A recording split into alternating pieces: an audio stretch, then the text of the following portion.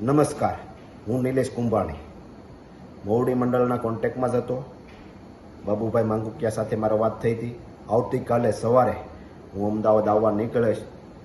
મારા પરિવાર, સગા સંબંધી, મિત્રોને મેં કીધું હતું કે કોંગ્રેસ પાર્ટી આપણી સાથે છે, આપણે કાંઈ ડરવાની જરૂર નથી. બધાનો સાથ સહકાર લઈ અને પિટિશન દાખલ કરવા માટે હું અમદાવાદ રવાના થયો. ત્યારે કોના ઈશારે અહીં કોંગ્રેસના કાર્યકર્તાઓ ઘેરે આવી અને મારો વિરોધ પ્રદર્શન કરી મને પરત ફરવા મજબૂર કર્યો. જ્યારે રેલીમાં સ્વયંભૂ લોકો જોડાણા હતા, કોંગ્રેસના મેન આગેવાનો, અહીંના નેતાઓ પોતે મારા રથમાં પણ બેસવા માટે તૈયાર નહોતા, મારી સાથે જોડાતા નહોતા.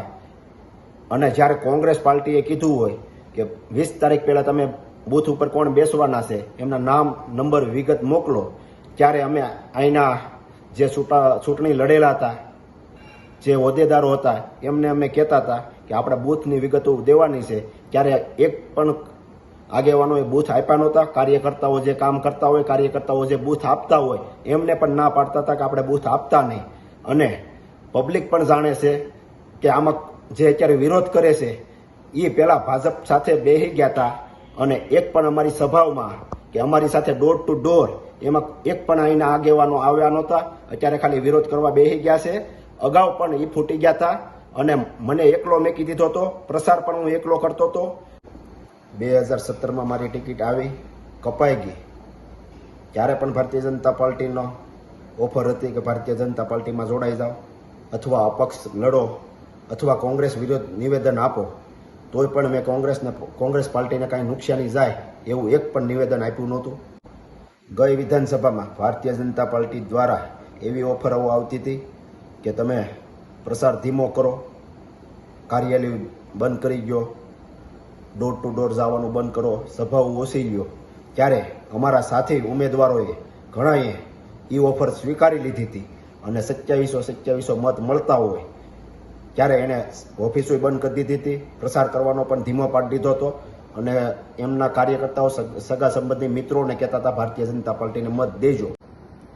પરેશભાઈ ધાનાણી જ્યારે પહેલી સભા લેવા સુરત મોટા વરાસા આવ્યા ત્યારે કોંગ્રેસના આગેવાનો દ્વારા કોંગ્રેસનું ટેજ ટૂંકું પડતું હતું. તે પહેલાં 1-2 કોંગ્રેસના આગેવાનોને ફોડી નાખવામાં આવ્યા હતા કે કોંગ્રેસને સભાઓમાં કે ટેજમાં કે રેલીમાં નહીં જવાનું. ત્યારબાદની બીજી સભાઓમાં તમે જુઓ તો કોંગ્રેસના એક પણ આગેવાન કે એક પણ અહીંના ગણા ગાંઠા નેતાઓ મારા ટેજ ઉપર કે મારા ડોર ટુ ડોર કે મારા સભામાં નહોતા આવતા, સિવાય કે 1-2 આગેવાનો. અત્યારે જે વિરોધ કરે છે એમને તમે પૂછજો કે આમ આદમી પાર્ટીના નેતાઓ, આમ આદમી પાર્ટીના કોર્પોરેટરો, આમ આદમી પાર્ટીના કાર્યકર્તાઓ જે સાથે રહી મહેનત કરતા હતા, કોંગ્રેસના આગેવાનો, નેતાઓ કોના દબાવ આવવાથી કોને ફોડ્યા હતા અને મારી સભાઓમાં કે ટેજમાં કે મિની બજારમાં અમે ગયા હોય, ડોર ટુ ડોર એમાં નહોતા આવતા, મિની બજારની સભામાં નહોતા આવતા, મોટા વરાસા ડોર ટુ ડોર ગયા એમાં નહોતા આવતા, કતારગામ અમે કતારગામ બજારમાં ગયા એમાં પણ નહોતા આવતા, માનગઢ ચોક ડોર ટુ ડોર ગયા એમાં પણ નહોતા આવતા.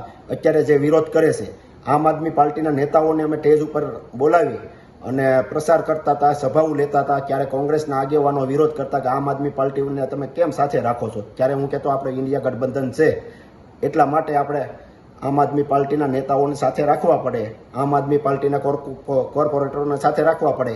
એમને મત મળ્યા છે, એ આપણો પ્રસાર કરે છે તો આપણે એમને સાથે રાખવા પડે. તો ક્યારેક કોંગ્રેસના અહીંના ગણી ગાંઠે નેતાઓ એમનો વિરોધ કરતા હતા કે એમને સાથે રાખવામાં એ તમને હું જીતાડી દેવાના છે.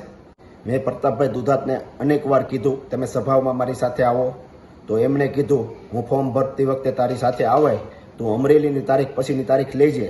ત્યારબાદ પ્રતાપભાઈ દુધાતને પૂછી અને પછીની મેં તારીખ લીધી. ત્યારે મારો ફોન નહોતા ઉસકાવતા. મેં મોવડી મંડળને જાણ કરી, પ્રતાપભાઈ દુધાતને કહ્યો કે મારો ફોર્મ ભરવા જાય એમાં હાજરી પુરાવે. ત્યારે પ્રતાપભાઈ દુધાત પણ આવ્યા નહોતા અને જે મારી નાખવાની ધમકી આપે છે એ જો હાજર હોત તો આ પરિસ્થિતિનું નિર્માણ ના બન્યું હોત. હું ચૂંટણી જીત્યો કે હાર્યો, વરાસા રોડમાં કોંગ્રેસની કાર્યાલય સતત ખુલ્લી રાખી, કોંગ્રેસને જીવતી રાખવામાં વરાસા વિસ્તારમાં મારી કાર્યાલય સતત ખુલ્લી હતી અને ખુલ્લી રાખી હતી. હું એક પણ નિવેદન એવું નહીં આપું જેથી કરી મારી કોંગ્રેસ પાર્ટીને કાંઈ નુકસાન થાય. આ બધું થયું હોવા છતાં હું કોંગ્રેસનો સૈનિક છું અને રહેવાનો છું. મને મોવડી મંડળ ઉપર વિશ્વાસ છે.